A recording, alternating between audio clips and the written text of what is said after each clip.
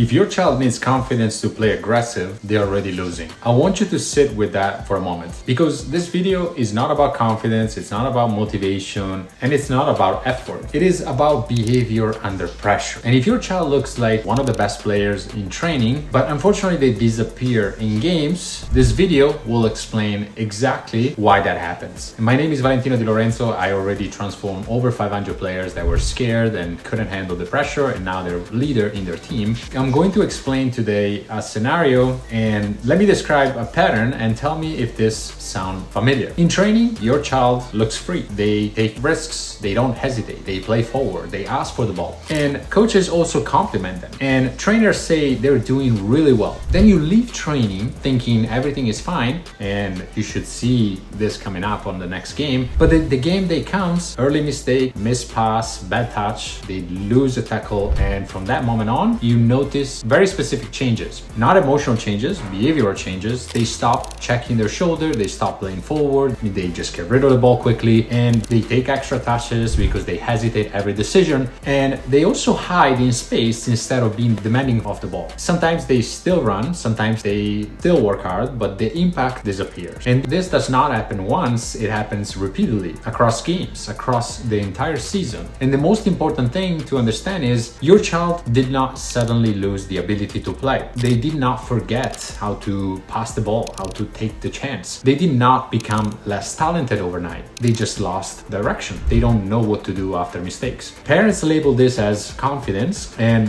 they are used to doing more technical training, more private training to fix the confidence issue. Because confident players do not lose confidence randomly, and inconsistent players are usually very consistent in how they respond to mistakes. The real issue is not how your child feels, it's what their brain does after a mistake. After a mistake, the brain asks one question: what do I do next? Should I be more scared now? And if there's no clear answer and they are more scared to make even more mistakes, then their brain chooses the safest option available to them. And this is not weakness, this is actually scientific, right? The safer option in soccer is playing simple, playing conservative, and avoid responsibility. And this is where hesitation arrives. This is where hesitation is born. So trainings and games are not the same environment, and the brain perceives them in a different way. In training, mistakes have low consequences. There's no people watching. Coaches are less likely to be yelling. There is no scoreboard, and there is no selection pressure. There's no identity threat. So the brain stays in an execution mode. And once the evaluation is present, the brain shifts modes. It stops prioritizing performance and starts prioritizing protection. Protection mode removes risks. And this is why players who look fearless in training, they look cautious in games. Not because they lack courage, because the environment changed and they were never trained for that change. When you go and use your private trainer, you only play in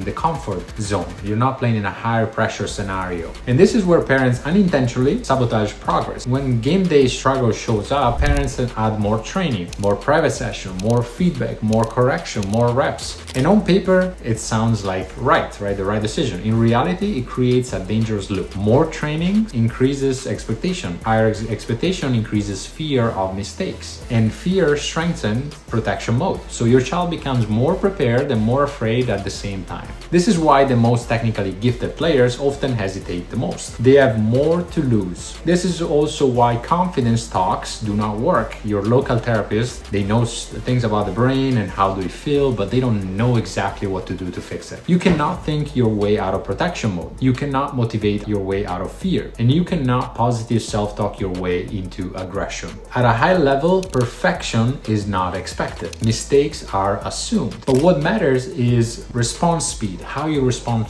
from mistakes. Two players make the same mistake. One immediately re-engage, demands the ball, move forward. Probably they've been through our program. They stay aggressive. The other one instead, they play safe. They avoid the next involvement. They wait for the game to slow down. Same talent, same training, different mentalities. And scouts do not ask who made fewer mistakes today. They ask who reacted quickly from mistakes, who was confident enough. This is why coaches use phrases like, he responds well, he doesn't disappear, he stays brave. Most of the players that are being in our program, that's the behavior that we train. And the other ones that don't join our program and they do more private training, they never address the mental side, they are going to hesitate even more. And parents, most of the time, they say, shake it off, stay positive, move on. But those are just instructions. aggression, the kid is just not doing anything, right? Not taking it. So after mistakes, the brain fills the gap with safety, and safety becomes the default response. Defaults become habits, and habits become identity. By the time players are 15, 16, hesitation is no longer something they do. It's something they are known for. They are known for. And with our approach, the Di Lorenzo Soccer Mindset approach, I have click a link here in the description if you want to book a call to see if you're a fit. But we do not train confidence. We train mental tools. We train behaviors, and every player has a reset rule, a next action, an aggression clue. After mistakes, there's no emotions. I mean, there's emotion, but they know what to do next. And they reset immediately and move forward. They re-engage and they remove hesitation and uncertainty. Confidence becomes a byproduct, not a goal. So over time, the brain learns something new. Mistakes no longer signal